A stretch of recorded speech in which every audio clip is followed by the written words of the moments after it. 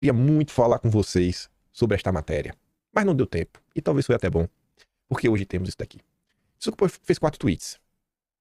Esse daqui é o principal, era o primeirão.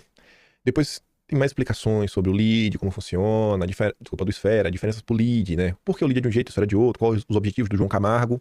Mas esse primeiro aqui resume muita coisa sobre o funcionamento real do que é este grupo tão conhecido, que faz aqueles eventos que vocês conhecem, e que fazem muitos eventos no exterior, né? Agora, por alguma razão, deixaram de fazer eventos no exterior. Não estou vendo mais eventos do Grupo Esfera nos Estados Unidos. Talvez porque os ministros do Supremo não possam ir. Vamos ouvir o senhor João Camargo. Aí tu escreve assim, ó. Com 4 cortes, você entenderá como funciona a influência de quem não aparece. João Camargo é o líder da esfera e CNN, a ponte entre o PIB e Brasília. Apesar da Faria Lima não ter voto, ela tem uma relevância gigantesca na Câmara e no Senado. O que é que ele vai falar?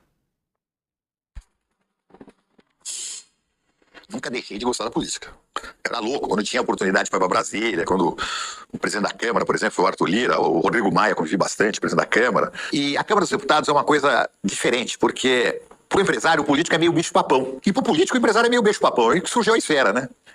E aí eu falei, Rodrigo, posso trabalhar pro Arthur? Ele falou, mas você não é deputado, você não vota. Mas eu sabia dos problemas que o Arthur tinha. O Arthur era um deputado de baixo clero na época, e ninguém conhecia ele na Faria Lima. Então eu fui levando o Arthur de 1 a 1, né, na Faria Lima. Levei no Trabuco, levei no Esteves, levei no Maluí, fui levando no Ometo. E o pessoal gostou da conversa do Arthur. Levei no Esteve, Maluí, né? No Ometo. Você vai vendo os nomes, né? Olha os nomes. Levei o Arthur, grande Arthur Lira. O homem que tinha a chave da agenda legislativa do Brasil em suas mãos. Que escolhe o que coloca ou não coloca em pauta. O cara que controla tudo, né? É o presidente da Câmara. Agora é o Mota. E o político de baixo clero, quando viu o Arthur tirando foto com essa alta demanda do PIB, aí, essa classe mais firme em cima do PIB, ele começou a ganhar muito adepto, ele já tinha, mas começou a ganhar confiança, porque é só o Rodrigo que conversava com a Faria Lima. O Arthur deixou vários. Ciro Nogueira conversava, o Gumota conversava, o professor Luizinho, que é líder do PP, conversava, o Isnaldo Bulhões do MDB. O Arthur fazia questão de trazer com ele outros interlocutores. E o Rodrigo era o único.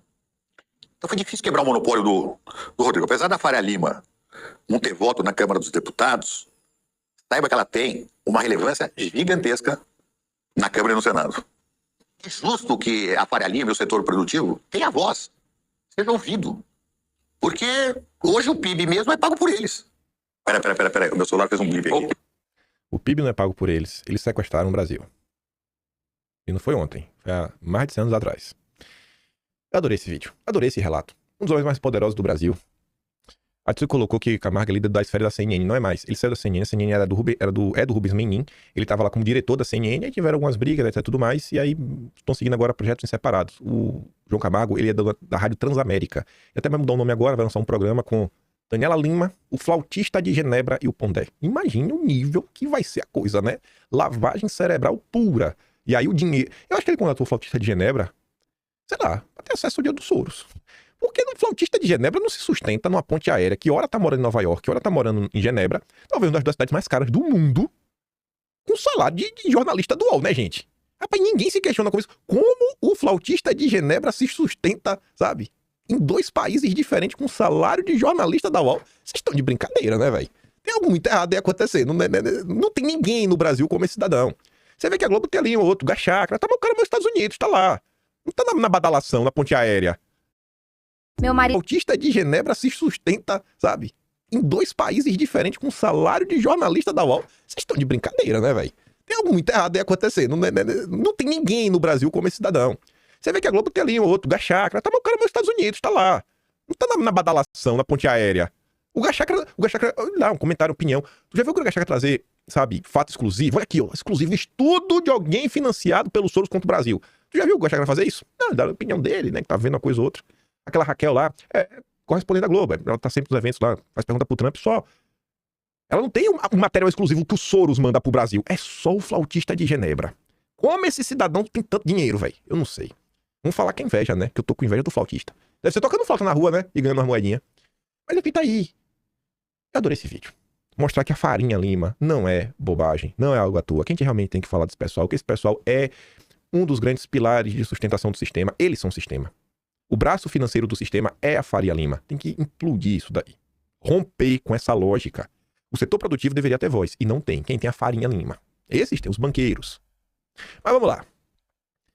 Para ilustrar e trazer mais contexto a essa fala, né, e mostrar que essa turma tem muito poder mesmo, muito mais do que você imagina, a turma do UOL fez uma matéria que é de utilidade pública. Isso daqui é realmente trazer cidadania para as pessoas entenderem como funciona o Brasil. Sério, essa matéria é utilidade pública. A Júlia Afonso fazia parte daquele grupo bonzinho que tinha no Estadão, que tinha ela, tinha o Tasso Lohan, que foi pro Metrópolis. O André Chalders também foi pro Metrópolis trabalhar. A Andressa Matai também foi pro Metrópolis. Enfim, ela tá na UOL. Esse Thiago Maia eu não sei quem é. Aí tá ali, ó. Parlamentares assinaram pelo menos 2.000 proposições redigidas por lobistas. A 9 quilômetros do Congresso, em uma mansão no Lago Sul, Gabriel Lemos de Andrade Pereira, 40 anos, despacha. Ele não é parlamentar, ele não é servidor, mas ele é o autor oculto de, ao menos, 104 projetos, emendas e requerimentos, apresentados por deputados e senadores nos últimos 6 anos. Você nunca ouviu falar desse cara? 104 projetos, emendas e requerimentos.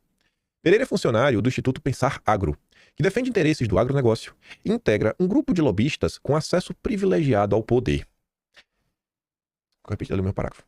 Nos últimos 2 meses, o UOL analisou 345 mil documentos do Congresso com a ajuda de um software estatístico e identificou cerca de 2.000 proposições, projetos de lei, requerimentos e outras medidas, redigidas por lobistas desde 2019. Os textos receberam um aval de parlamentares e diferentes partidos, entre eles o presidente da Câmara, Hugo Mota. Há 4 anos, o deputado incluiu em uma medida provisória, que tratava de isenções fiscais na pandemia, uma emenda que mudou a tributação das bets no país. O texto acabou reduzindo os impostos dessas empresas. Quem redigiu originalmente o texto, no entanto, foi uma advogada de escritório que trabalhava para empresas de jogos. As próprias bets pegaram advogado, fizeram, deram na mão, falaram, prova isso daí pra gente. A troco de quem? Ainda mais Hugo Mota, que diz que se mostra, né, tão atento às pressões sociais. Qual era a pressão social que tinha, Hugo Mota? Quem estava na rua aí pedindo para ajudar a Beth? A população está pedindo para criminalizar, porque as famílias estão sendo destruídas. De novo, meu parágrafo, hoje eu bati o print errado. A identificação digitais dos lobistas foi possível pois toda a proposta legislativa, assinada formalmente pelos deputados, é apresentada em formato de arquivo digital de texto. Esse arquivo contém rastros, os chamados metadados, que permitem revelar o autor originário dos documentos. Vocês aqui da direita, os bolsominions, sabem muito bem que é metadados, assunto aí que está na pista, a gente falou muito sobre isso aí no caso do Talhaferro. Com a ajuda de ferramentas que captam essas informações, a reportagem se debruçou sobre os arquivos para medir o tamanho da influência de empresas e entidades nas decisões que passam pelo Congresso. Aí colocar uma explicação, né, para o cidadão comum, por trás dos arquivos. O que são metadados? São informações que podem revelar data, horário, identidade de quem cria um arquivo de computador. Como aparece nos arquivos? Então, softwares incluem o nome registrado no computador, de forma automática, quando o arquivo é criado, mas também podem ser editadas. Estão sempre presentes? Não. Os campos de autor podem aparecer vazios. Nestes casos, não é possível identificar a origem do arquivo. Aqui é só um exemplo, né, de quando você faz o levantamento. Aí tá, né? Aparece o nome do arquivo. 22-2340479.pdf, o tamanho do arquivo, a data de modificação, a data que o arquivo foi acessado, as permissões que o arquivo tem, RWX, read, de ler, W de escrever, X de executar. Acho que é de executar, execução, não lembro qual o X é pra quê, mas enfim. É PDF, extensão, a versão do PDF foi feita, a linguagem que tá, PTBR, aí você vê, ó, quem era o autor dessa proposição? Um deputado? Não, a CNI. Confederação Nacional das Indústrias. Um deputado? Não. A CNI, Confederação Nacional das Indústrias. Aqui é um dos jornalistas da matéria, né? Até onde vai o papel do lobby no Congresso? Dedicando mais de 2.000 propostas. Aí ele bosta aqui só para vocês verem como é um arquivo de metadados. Voltando para a matéria. E aqui eu já faço um disclaimer também. Não necessariamente toda proposta é ruim. Pode ser que a lei seja boa. O grande ponto disso daqui é entender o funcionamento de Brasília. Entender que o povo não tem lobby. O povo não tem lobby. Todo mundo tem, menos o povo. Por isso que dificilmente você vê medidas a favor da população avançar. O povo não tem organização. É extremamente difícil uma sociedade assim, avulsa e difusa se organizar.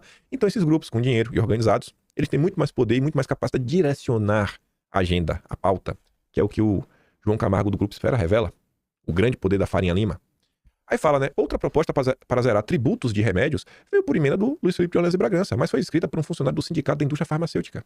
Isso aqui não é necessariamente ruim, zerar em tributo. Se no final do dia você conseguir entregar para a população, ótimo. Mas não sei se esse era o resultado final. É só mostrar. Até mesmo na direita também rola. Algo parecido ocorreu no projeto que previu o cancelamento do programa de alimentação saudável nas escolas. A assinatura era da deputada federal Roberta Roma, mas o texto veio da BIA, Associação da Indústria de Alimentos. E isso daqui é aquela coisa, né? Parece aquele projeto de lei que quer cancelar essa alimentação saudável para comprar comida industrializada, né? Que a indústria de alimentos, né, quer vender sua comidinha pro governo. Isso aqui eu não sei se é bom, não. Parece suspeito, viu? Do PL. A sugestão de alterar a proibição de venda de dados de saúde foi elaborada pela superintendente jurídica da rede de laboratórios da ASA, representando a Associação da Indústria de Tecnologia e Saúde. O lobby é uma atividade legal no Brasil, mas sem regulamentação e transparência. Os parlamentares não têm obrigação de divulgar as agendas e, com isso, a sociedade fica sem saber quem eles receberam nos gabinetes. Não sabemos com quem interagiram em encontros sociais, e muito menos de onde partiu o texto das propostas legislativas que eles apresentaram. É direito de qualquer pessoa ou empresa tentar influenciar o debate legislativo. O problema é quando isso ocorre sem dar transparência a essa influência e quando o acesso aos congressistas é desigual, segundo especialistas. Entidades empresariais estão por trás de quase 60% dos textos de lobistas identificados pelo UOL.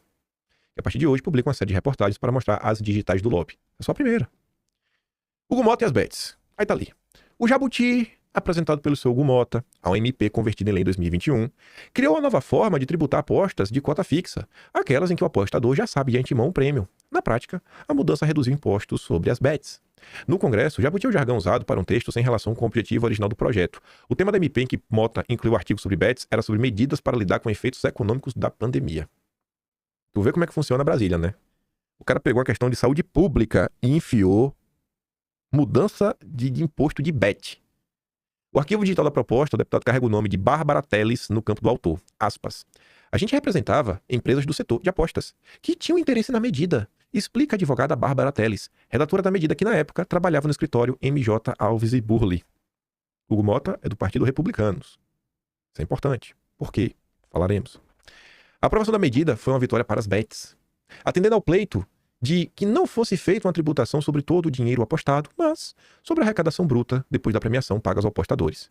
O setor argumenta que o Brasil adotou um padrão praticado internacionalmente. Bárbara Teles, que também trabalhou na Bet, Rei do Pitaco e na Associação Brasileira de Fantasy Sport, afirma que normalmente buscava parlamentares menos conservadores.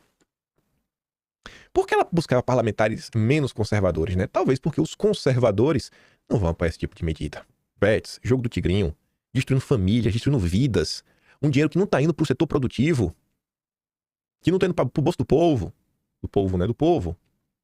Aí olha o que ela diz, ó. Ela diz, porém, que apesar da bancada evangélica ser em princípio contra apostas, o Republicanos sempre foi um partido aberto a conversar e entender os pleitos do setor. Por que isso é relevante? Pois neste momento, mais uma vez, está se discutindo tributação e impostos. E quem é o relator da regulamentação de plataformas? Várias. Envolve dinheiro. É do Republicanos. Olha a coincidência.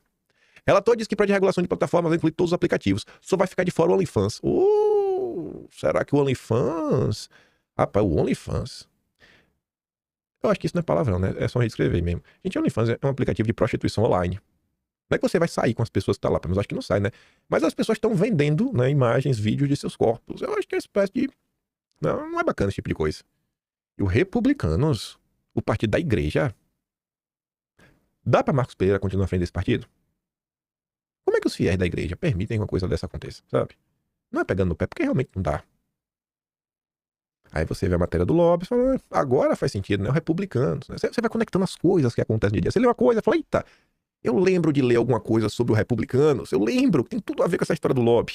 Aí vamos voltar. Reforma tributária. Lobbypalooza. Todos os dias... Congressistas apresentaram mais de uma centena de propostas legislativas. Só na Câmara foram 61.469 documentos em 2024, o que equivale a 168 por dia. Entre documentos apresentados desde 2019, a reportagem identificou 2.176 arquivos, em que o metadado de autor indica o nome de um lobista ou de uma entidade interessada no assunto. Só na reforma tributária, o UOL encontrou 357 emendas relacionadas a lobistas. Você está entendendo como é que funciona a criação de leis? A prioridade. O que é que as pessoas querem fazer nesses eventos do Esfera, do LIDE? O que a Faria Lima faz e opera? Esse é o Brasil. E eles utilizam dos jornais, que eles são donos, ou comandam indiretamente porque são os maiores anunciantes, para pautar a pauta que eles querem avançar com a narrativa que eles querem avançar. Uma delas partiu do IBP, Instituto Brasileiro de Petróleo e Gás. Aqui é um exemplo para ter uma coisa boa. Pauta que eles querem avançar, com a narrativa que eles querem avançar. Uma delas partiu do IBP, Instituto Brasileiro de Petróleo e Gás. Aqui é um exemplo para ter uma coisa boa, de um lobby do bem. E uniu congressistas de campos políticos opostos, PL-PT. Não é pro PL-PT da junta, porque realmente tem que ser uma medida que fuja da questão ideológica. E fala assim, ó, Pazuello e Quaquá, eles assinaram juntos 5 textos de autoria de Matias Lopes, executivo da IBP. Isso era o quê? Eu digo que era bom porque era um ponto que eu estava defendendo da reforma tributária, que deveria ser modificado, senão o povo ia acabar pagando mais na gasolina. Os textos tentaram retirar o imposto seletivo do petróleo e gás natural, ou pelo menos da exportação desses bens. Basílio e Quaquá confirmam que a emenda veio de solicitação do IBP para apoiar o setor, um dos que mais contribuiu para o fortalecimento da economia. Matias Lopes também aparece em arquivos de 4 outras sugestões sobre o mesmo tema. Enfim, Pazuello, Valdemar Oliveira, Altineu assinaram a emenda com as digitais do IBP. As demais foram apresentadas pelo Kataguiri, do MPL, veneziano Vitor do Rego e Messias Jesus. O IBP conseguiu aprovar o fim do imposto seletivo na exportação dos combustíveis, mas a norma foi vetada pelo Lula. É um miserável, né? Ou seja, o petróleo continuou com o imposto seletivo, nacionalmente para exportação, tinha derrubado, o Lula foi lá e passou por cima. Isso é importante. Então você vê como é que funciona, né? Quando tem importante, o Lula vai lá e veta. Não, vai ter que meter imposto aqui, ó, pra lascar com o povo na gasolina. A matéria tem mais algumas coisas e depois fez um levantamento, né? As 5 entidades com mais digitais na autoria de emendas. Vou começar por baixo, o CNI. Poxa, CNI é muito importante, a Confederação Nacional das Indústrias. Indústrias, em qualquer país, poxa, é um setor-chave, emprega muita gente, ajuda realmente a garantir uma soberania nacional em diversas áreas. Porque se você não consegue desenvolver algumas coisas, alguns itens e tecnologias tipo GPS, cara, você tá na mão dos outros. Você resolvendo desligar o GPS, você tá perdido. Você tá perdido, simples assim. O mundo de hoje, sem chip de computador, você faz o quê? Nada. Você não tem celular, você não tem computador, sem computador você não trabalha, você não tem carro. Até geladeira hoje já tem chip. É um setor essencial. Então, assim, é importante. Mas não é o setor com maior quantidade de projetos até então. Você vê que a indústria tá dormindo no ponto, quando você compara com o Sindileges, o colegado sindicato, não sei o que é, aí o agro, os lobistas do agro, esses mandam bem demais. Aí olha o segundo. Olha o segundo. Alvo da CPMI do INSS, envolto em milhares de escândalos, a Contag. A Contag. E quem me pegou ainda mais de jeito foi o primeiro. Esse me pegou de jeito. Eu não esperava. Consultoria Arco Advice, do grande Murilo Aragão. Escreve na Veja regularmente, aos finais de semana, já comentou várias vezes aqui. Tá sempre lá na CNN, no WW. Eu ficava me perguntando, tá um Zé Mané desse, só fala bobagem, só faz, sabe, narrativa atrás de narrativa. Anti-bolsonarista doente. Aí você fala, entendi agora porque a Arco Advice tem tanto poder, rapaz. Eles têm algum tipo de acesso no Congresso que outras pessoas não têm. A Arco Advice nadando de braçada. Esse é o Brasil. Ser antissistema é bater de frente com toda essa turma. Eu acho que desse aqui só devia conversar com o CNI. Sabe, tem algum canal de diálogo entre a direita e a indústria brasileira. Pelo bem nacional, pelo bem e desenvolvimento nacional.